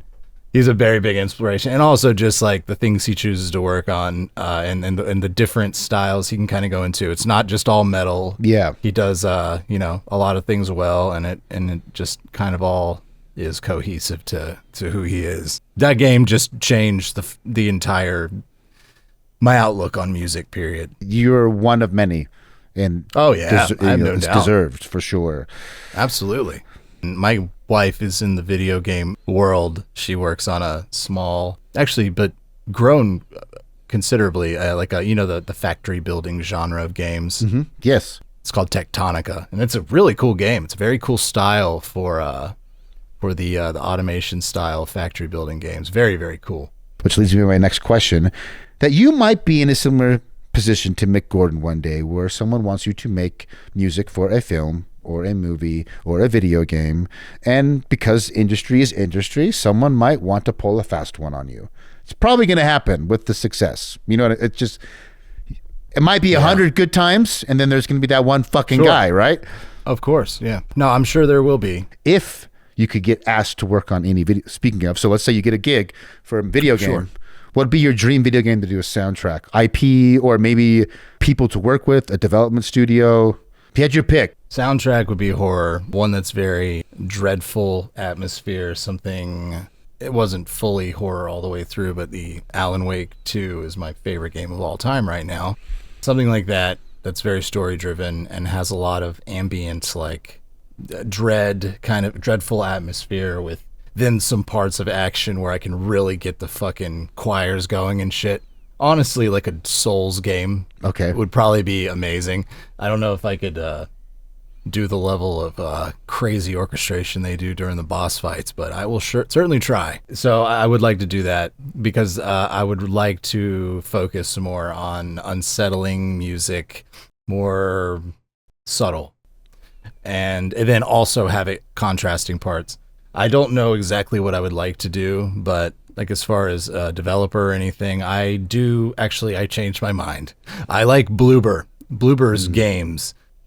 They're in the midst of a controversy about their Silent Hill remake right now, and I don't know anything about that because it's not out yet, so I reserve judgment. Layers of Fear is, I'm a big fan of Layers of Fear, and I loved the remake, love the soundtrack. It's very nuanced, very subtle, but then also gets really dramatic. I would love to do a Bloober game, because all of their games have a very good contrast of, walking simulator and then just actual scary shit. The Blair Witch game they did, that game was so good. I would love to do something like that where it's not just balls to the wall the whole time and doesn't rely on complex scoring and more on like the nice yin and yang of peaceful stuff, or less peaceful but more ominous, quiet or stuff, and then really big shit. But again, I would love to try a Souls-like game too, because I fucking love Souls-like games. So yeah, I progressed really quickly through my video game I just got journey. so much insight to your taste in video games. I already liked you, but now I really like you. I progressed really quickly from my first experience to ones that make me want to throw my console out the window. Well, I can also tell you got into games. Like, you legitimately are getting into games. Oh, I fucking love games. I have to have a game ready for me to play after work so I can focus my attention on something else that does not require creativity. And you're consuming creativity, which is inspiring, like subconsciously. Exactly. Yeah. Exactly. And that's why I was freaked out so hard on Alan Wake. Also, Alan Wake 2 inspired my new song, Neverending Night. Link in bio. Check it out, everybody. Yeah. Check it out. Directly inspired by that. One of the most unbelievably put together games. I know it was such a long time in between the first one and the second one. I went back and played the first one. That was like the third or fourth game I played. I think that was on the PS4. So we found a PS4 and Lauren's moving. There is a remaster on it. Is it on PS5? Yeah, that's the one I played. Oh, it's on PS4. Well, yeah, but we didn't have a PS5 at that time. Lauren, we found a PS4 after the Switch. She found her PS4 because she moved down here from New York, and we found it. And she goes, "Oh, I have a PS4." I'm like, "Oh, great!" And so let me go down the line and see what I should play. And that was one of the ones I played. Control from them is just unfucking believable. Control might be it's in my top 5 games of all time. It's in my time 5 games for sure. And it's going to be my next play. That's what I was excited about when you told me the new track. Again, please go check out his track. It was inspired by Alan Wake 2. I waited. Control, goddamn. So I didn't play Alan Wake. I played Control first. And I did too. It is the only game to date that I have read every single note, watched every single audio log. Like, I want to figure out this world that they're building. Yep. And then I went back, of course, and played Alan Wake, because I'm like, okay, this is connected. It's in the. I learned that this Remedy verse, the Sam Lake verse, is connected. And then they came out with the DLC for Control. Yep. What are they called? Not QTE. That's QuickTime Event. AWE. Yeah, AWE. And there was another one too. The Foundation. Foundation. Yes. Yeah. So actually, the order I played in was Control, which I was blown the fuck away. I was in here. This is the old apartment that before we got the house. And I'm like, Lauren, this game is like made specifically for me. You have to see this shit. Holy fuck. The music is amazing. The main character is amazing. And I loved just how trippy it all was and the alternate dimensions. Like, I'm a huge Stephen King fan. So like so many alternate dimensions or parallel universes in his books. And Remedy is just like the video game version of Stephen King. Yes. For me. And the way, again, like the Dark Tower from Stephen King, everything connects in Remedy, even if it's subtle. But I freaked the fuck out when I played Control. I immediately restarted it once I finished it. Once I saw there was DLC. So I'm like, damn it, why didn't I get it the first time? It's whatever, I'll play it again. So I bought that and I did it. And then I played Alan Wake because I saw there was a connection to Alan Wake, and I'm like, this is awesome. Obviously, it was a little more dated, but like, it was still dope. I loved it. And obviously, the second game made the first one look like a fucking. Bro, I'm not done. I'm like 60%, 70% through. I do a lot of these videos where I use camera hacks and I pull the camera out and then I take shots of the environment. Alan Wake 2, like you said, the environments with the sound design of the environment are some of it's top fucking tier. It's S++ tier. The way my wife put it is, when I was playing it, like, I kept freaking out. I kept over and over. It just kept getting better all the way through. Literally, there was not a single moment when again, the humor they added to it, the meta humor, all that stuff. Again, I won't ruin it for you if you're not done with it yet. But like, just Lauren, my wife, because again, she's in video games. She's like, this is what every AAA game should use as their fucking goal. Is this game. is so lovingly put together. Obviously, nothing was phoned in. Just Everything's intentional in that game. Everything's intentional. Yeah. And it showed appreciation for people who did play the first one and all this kind of stuff. But anyways, Control, first Alan Wake. Then I played Quantum Break. I haven't played that one. Is it good? Oh my God. So good. Slept upon like crazy. Some people were iffy on, but again, if you liked Alan Wake 2, it had a bunch of the live scenes, the live sequences. I thought those were incredible. I fucking loved it every single time there was one of those. And because they did so well, that's Quantum Break pretty much started that. They took it a bit of a different direction with like they broke the chapters of the games up with these like chapter of like a TV show that had all the characters and the voice actors from the game in it. I thought it was fantastic. I played that so quickly. I need to replay it because I literally just fucking sped through it because I was so excited. Again, time travel, alternate dimensions, and some of the people from Alan Wake 2 are in Quantum the main Break. characters Yes. from Quantum Break. Yeah, Yes. unbelievable. Isn't Saga in Quantum Break, right? The character Saga? That's I don't what I've heard. think she is. Okay. I know the sheriff in Alan Wake 2 is the main character of Quantum Break. The guy that you talked to that's in the rooms with the light and he's like trying With to... the board? Yeah, the board. Yeah. Yeah. Yeah, he's the main character in Quantum Break. I don't remember Saga, but I may be wrong. Unbelievable game. I've kept myself fairly spoiled free, but things like trickle in, and I knew Sure. there were some characters in Quantum Break that were in Alan Wake 2. I'm glad I Yeah. got it wrong. I But think there's more than one, but I'm not sure exactly what they are. It's been a few years. But anyways, yeah, then Alan Wake 2, that was just the creme de la creme of video game, just art, pure just the art of video games at the highest form, and not just the art of video games, just an art. And this is one of those art inspires art moments that Yep. I just wrote the song that just came out, Neverending Night, and wrote the lyrics and recorded the vocals. As soon as I was done with it, just did it all in like a day or two. Went back and played it again. And I'm going to do it again once the new DLCs come out. There's one feature I wish Alan Wake 2 had, and I could probably do it like by editing the INI file potentially. There's a game called Lords of the Fallen, which is a Souls-like. And the art direction is amazing. It's not as good as Dark Souls, but if you like into Souls-like, anyone listening, I'd recommend it. But on the PC, I played it. You played it? Did you beat it? The new one? The new yeah. Yeah.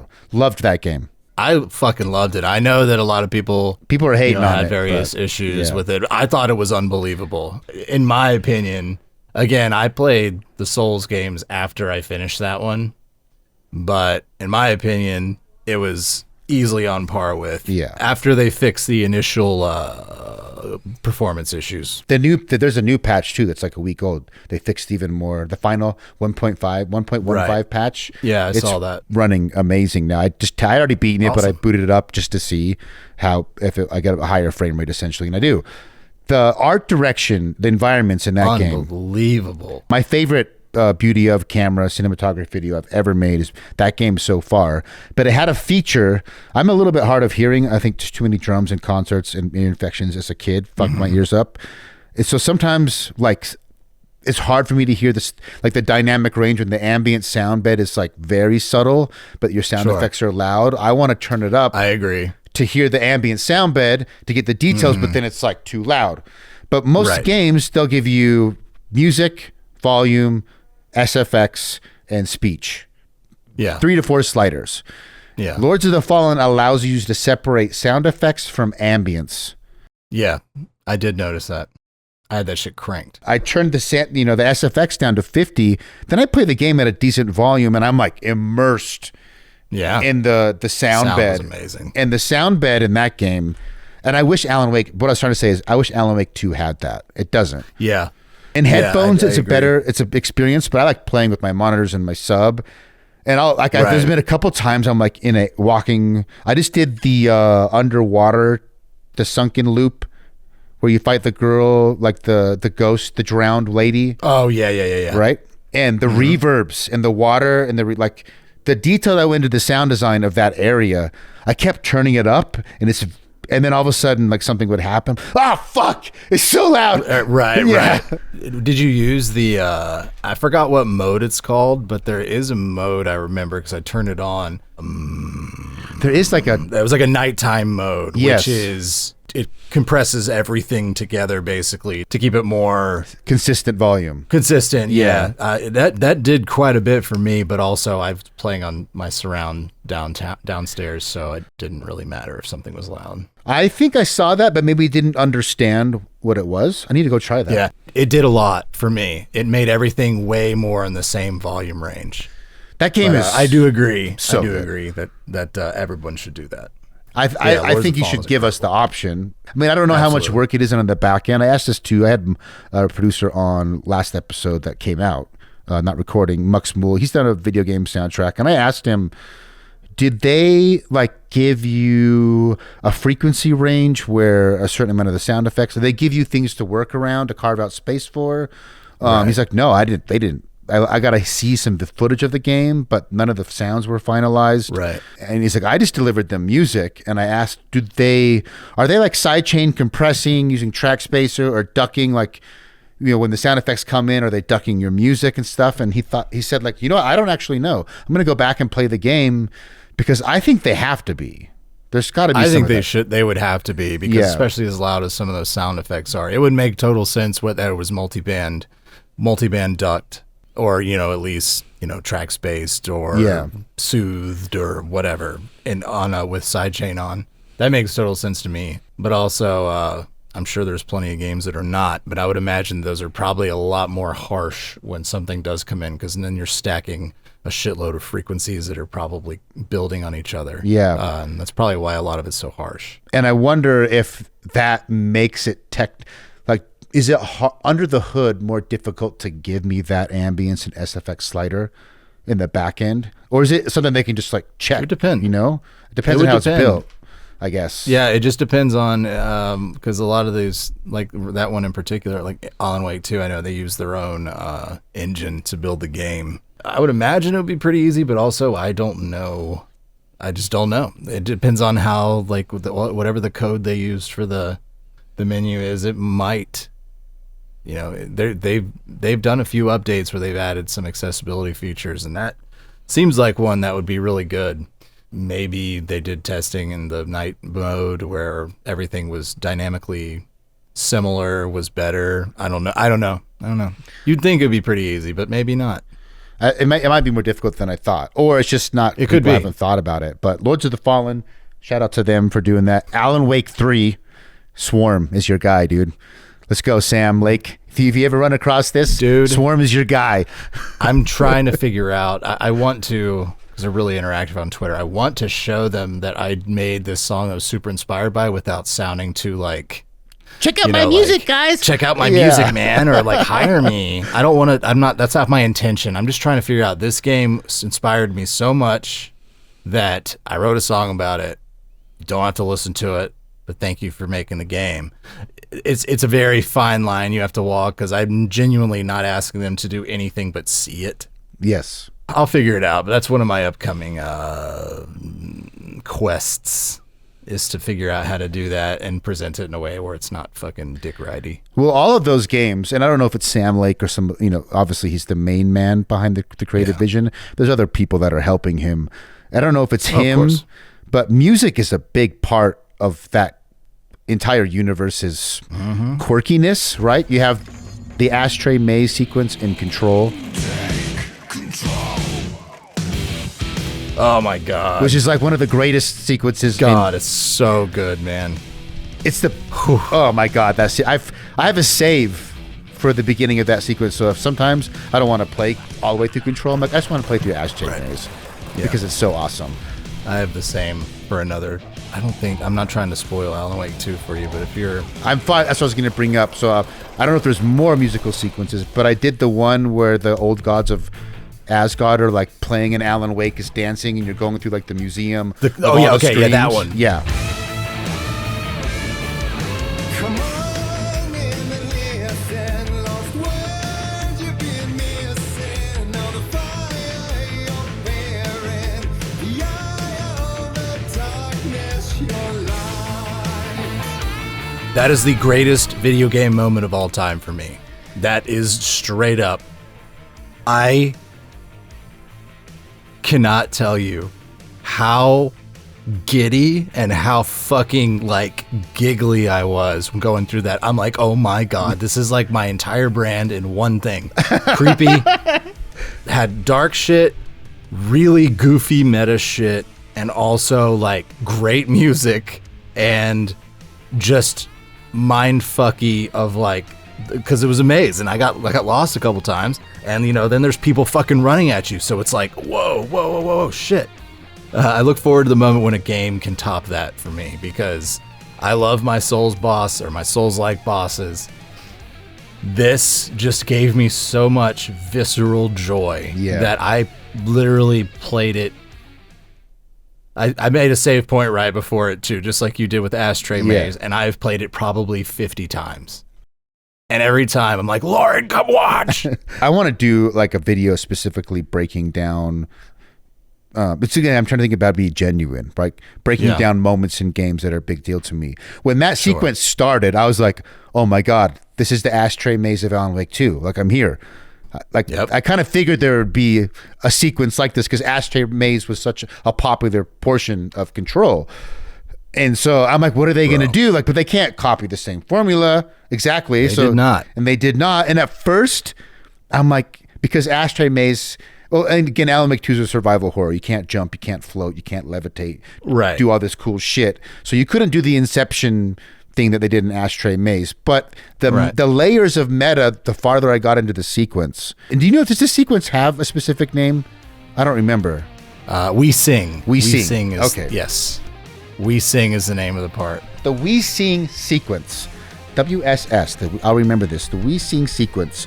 As I got farther into the sequence... And again, I haven't finished Alan Wake, but there's probably more layers of meta that I'll pick up when I get more information about the game. But even at the point of the game you're in, because of Control and because of Alan Wake 1 and my own like theories, I've gone down the rabbit hole of Control. Like I said, I read everything. I've been on Reddit.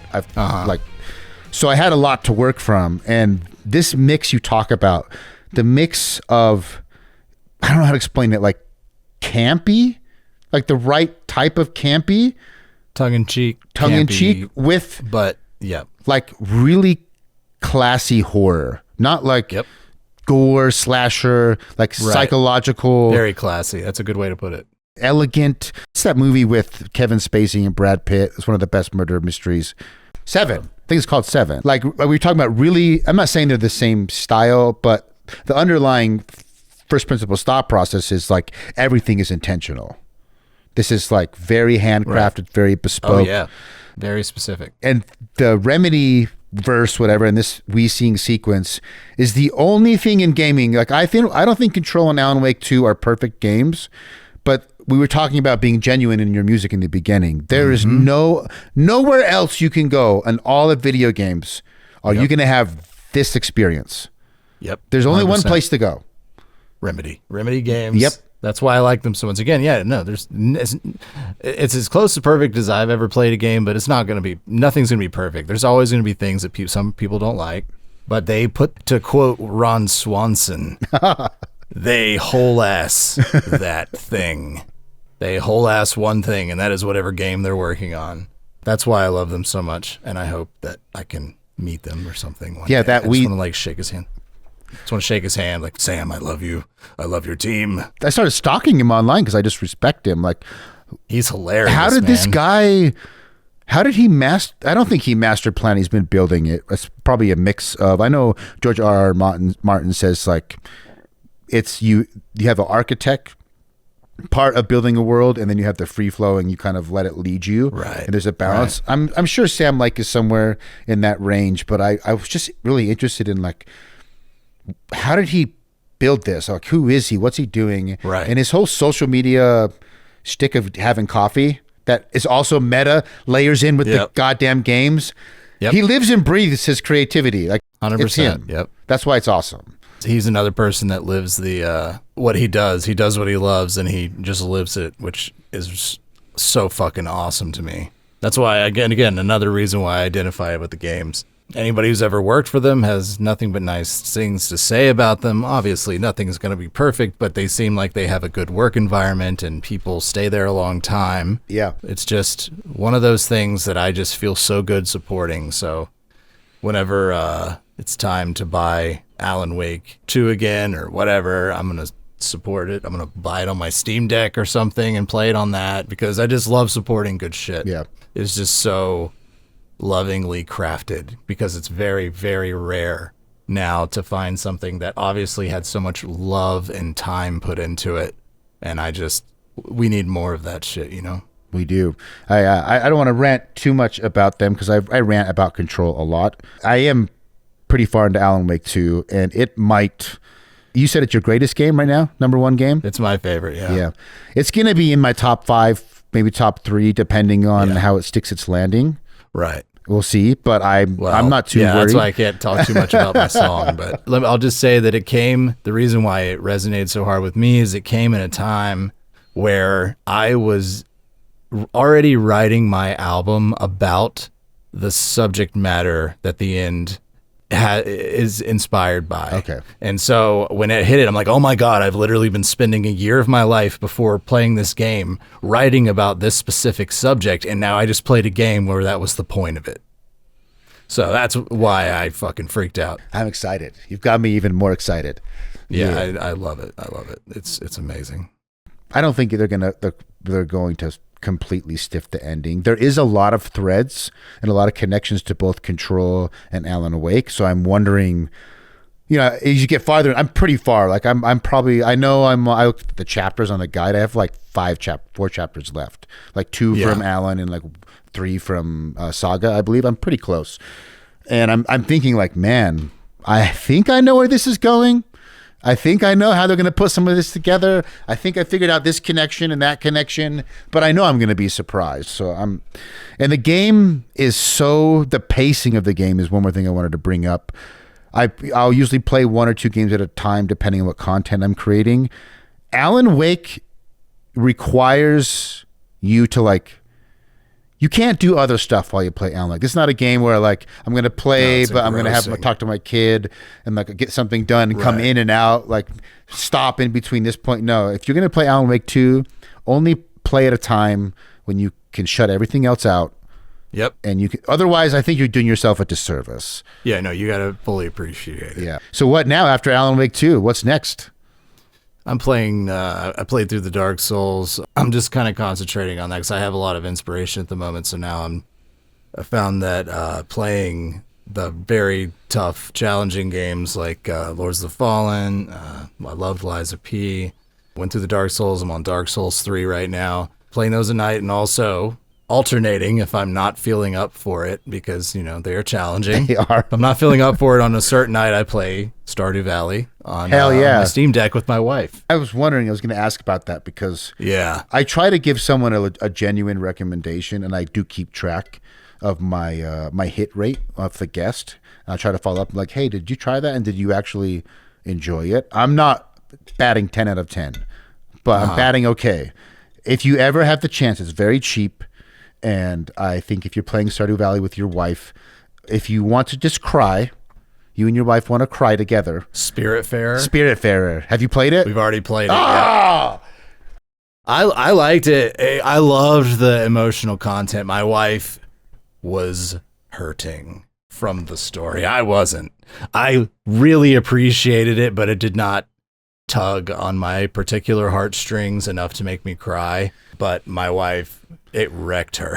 Yeah. Great game, though. It's a great game. I knew it. I'm so glad I fucking called it, man. We've played a lot of cozy games. Yeah. That game is...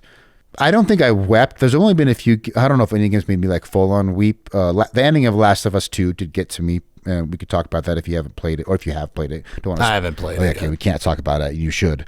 We got to play Last of Us 1 to really get the whole thing. Right. Don't listen to all the hate. It's on my list. Don't listen to all the hate about Last of Us 2. It may not be your favorite game ever, but it's worth playing at the very least. Right. But Spiritfarer, there were times where I sat, I'm like, I know it's time. So for those who haven't played it, it's like Stardew Valley, but instead of farming plants, you kind of farm souls, or really you help lost souls come to terms with their life, and then you help them move on. You're a guide to people that are dying to help them accept it and move on to the afterlife. You do that by being their friend, essentially, cooking Yeah. for them, talking to them, hugging And them. letting them come to the terms on Yes. their own while being there. Yeah. And then there's a moment where you have to take them to a gate and say goodbye after you. Yeah. There'd be times where I'm like, Very touching. I can't do it. Like, I don't want to send so tonight. Like, I'm not up for it. Right. Like, it's just going to be just I even feel that. sad. Yeah. Like, certain people get super wrecked for it. And I made a video about it recently about games that made me cry. And so many comments about Spiritfarer, similar to, it sounds like your wife's experience, where almost to the people who are saying it's not worth playing. It's just too hard on my emotions.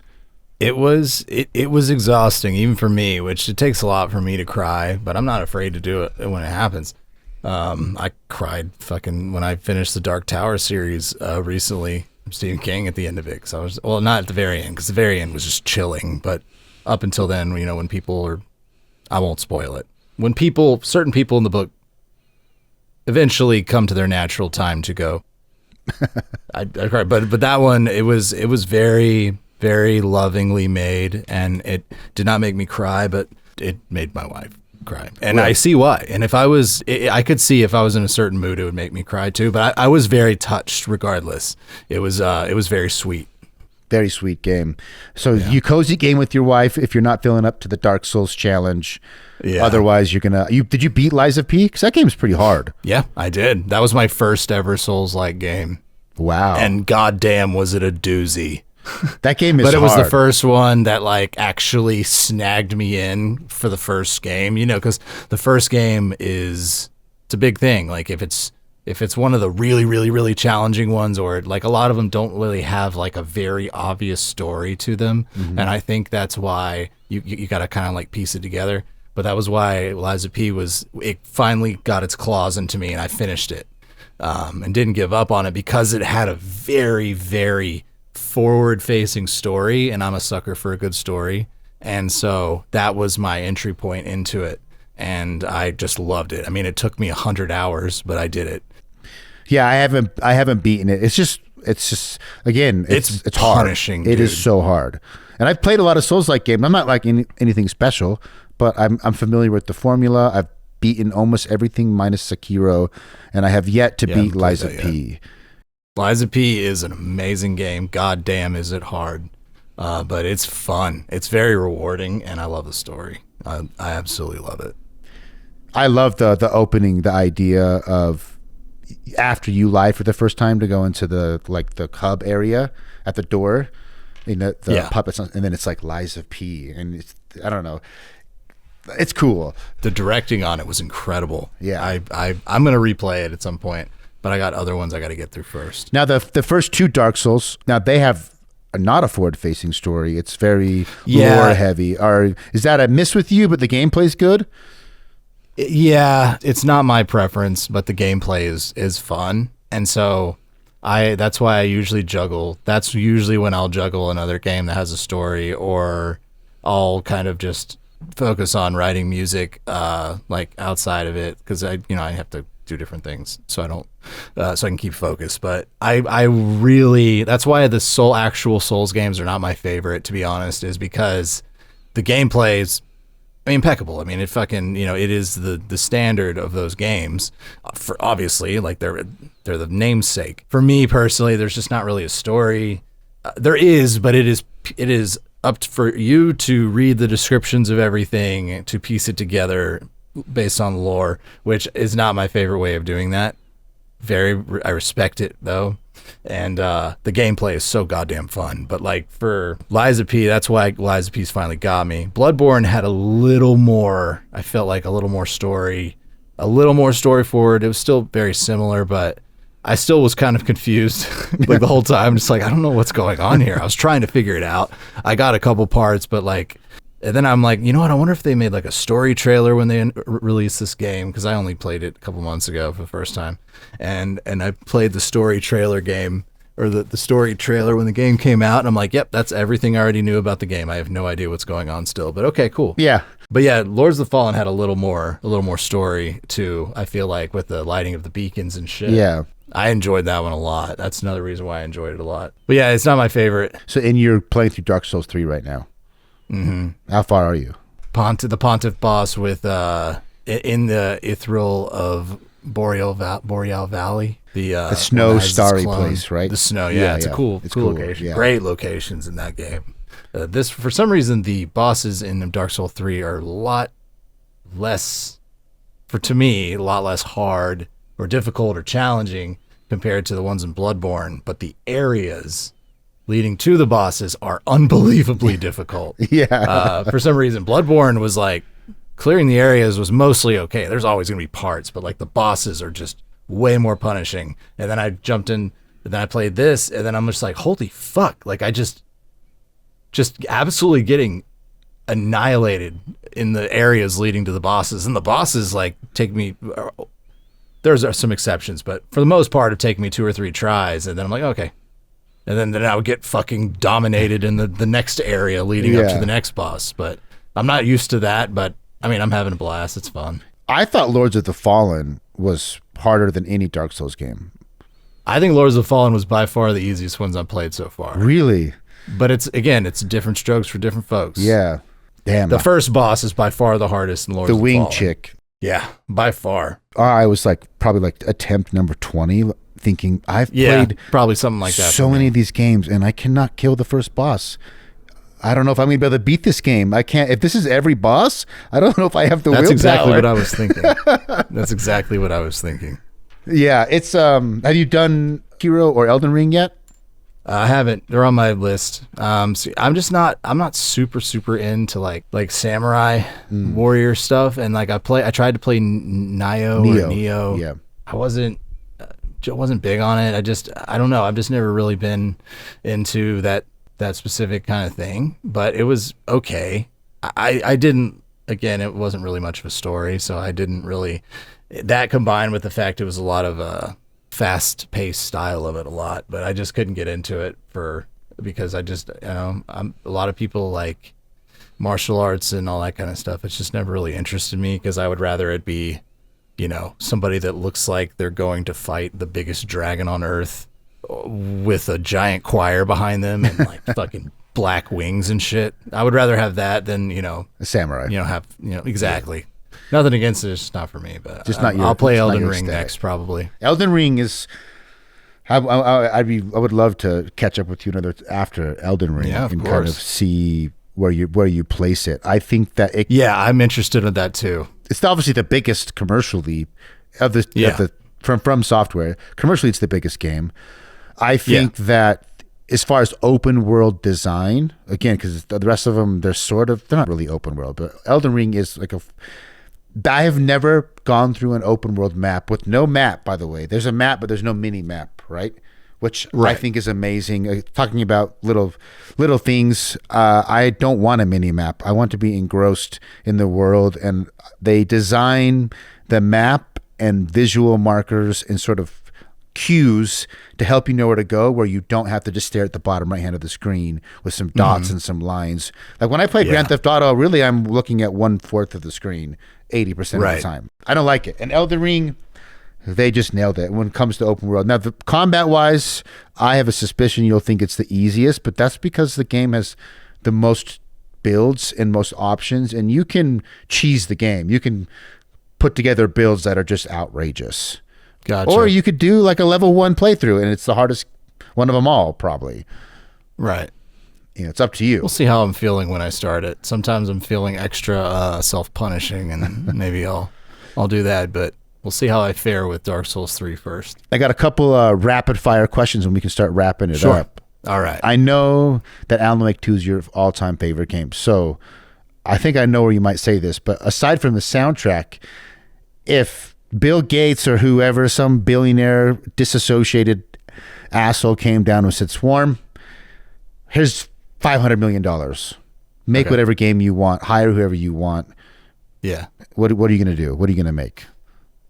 I mean, it would definitely be, well, at this point in my life, I would hire anybody who had great experience in games that I like to make a story-driven survival horror Souls game.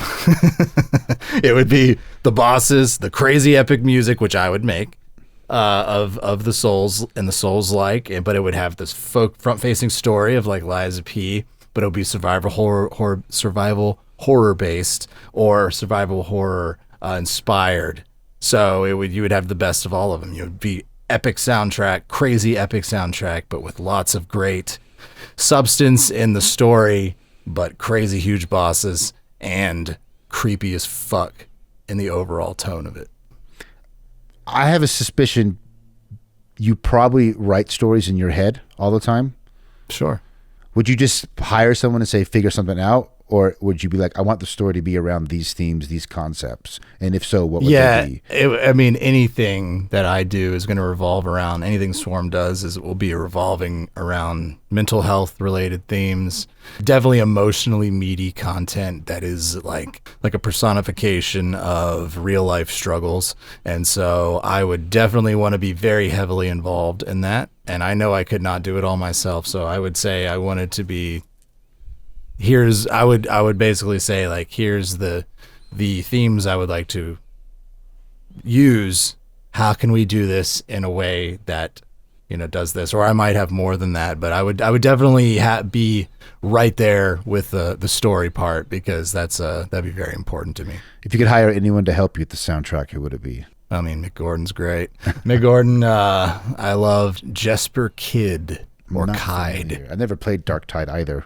Just go listen to the Dark Tide, Warhammer 40k Dark Tide soundtrack. It Okay. blow your fucking mind. I would work with him before anyone else. That's what I do.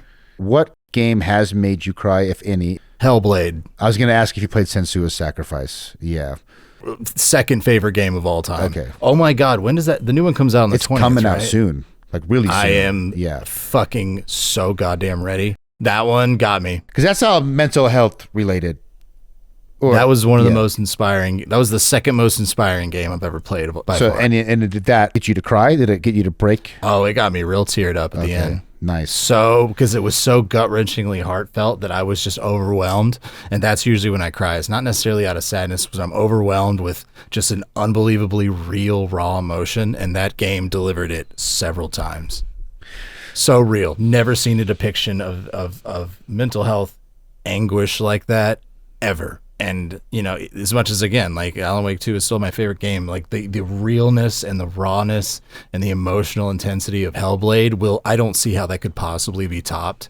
And, but I hope somebody does. I hope the second one does. I don't know if it will, but I'm looking forward to seeing what it's got, because I'm ready to cry again, baby.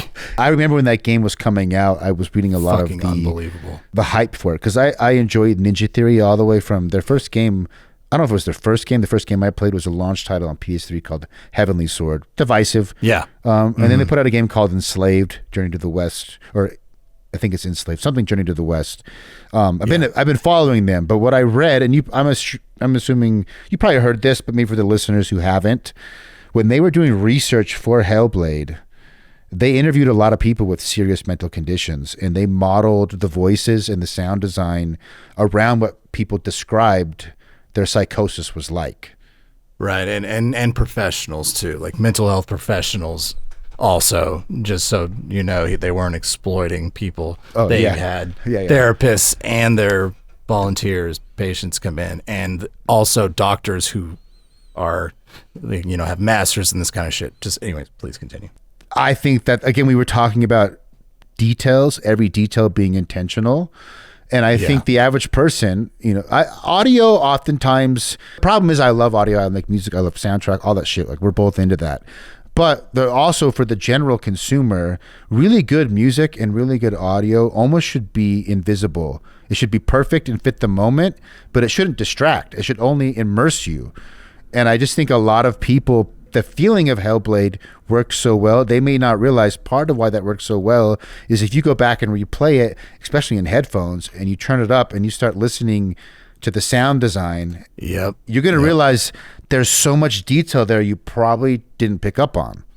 Yep, 100%, which is the And case. visually, same. And graphics obviously are awesome. Everyone can see. There's lots of good stuff, the depth to visuals, and they did an amazing job visually in that game as well. But Just all around, unbelievable. knowing that the audio sound design was inspired by professionals and experiencers of psychosis, and knowing that going in and playing it, it just, yeah. Also, fantastic game. Yep. How do you introduce yourself to Swarm? What's the path? If someone wants to come check you out, where do they go look first? I would say there are many different facets to what I do. So if you can only choose one song, I would say let it be Synchronize with Emotiona, because it has such emotional depth to it. But I think if you want the full spectrum of what I do The End of All Things and Synchronize with Emotiona, because you have the unbelievable, overwhelming darkness of The End of All Things coming from the most raw place I've ever come from, and you have the aftermath of that, the accepting of the and moving on, accepting and looking forward to the future. So the more positive side of that, and the absolute despair of the other, because those two kind of complete the whole story. Other than that, I would say listen to whatever my last song is, because I always try to make my current single, the most definitive thing someone could listen to when they're being introduced to me, because I just like making music that defines who I am. So, but I would say those two, The End of All Things and Synchronize, because they are two sides of the same coin. The album you speak of is not out, right? There's not an album on here. It is not. It'll be out in early September. So you're close. Dang. We're close. We will definitely share it. For everyone listening, the links to the songs he mentioned will be in the podcast description. His link tree and all his other stuff will be there for ease of use. Check him out. Swarm. I am impressed. Well, I feel like I have a good intuition on who I will vibe with and who I won't. And what I was impressed with is I could pick up, you were, I don't want to say like, I don't want to be a gatekeeper, so just take this with a grain of salt, but you were a legit gamer, right? A genuine gamer.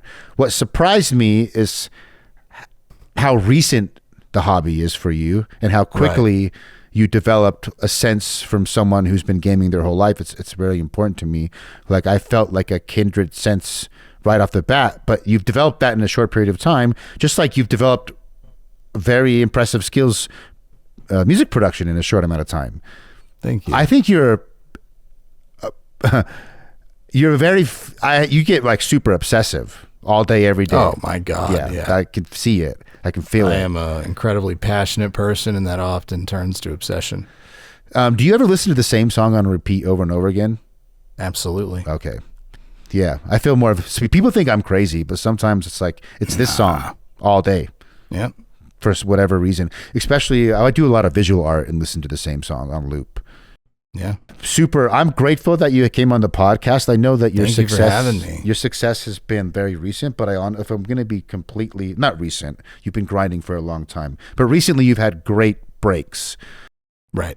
I'm very happy for you. I think that probably in some ways you're going to benefit my visibility more than I benefit you. And I recognize that disparity. So I'm grateful that you'd be willing to come on and spend almost 3 hours of your day. You know, you got music I'm happy to make. To be here. I do. I'm about to hop back into it. And, but no, I'm grateful that you had me on. Thank you very much for talking to me. I had a lot of fun. Everybody check Swarm out. Until then, see you guys later. Bye-bye. Bye-bye. Thank you.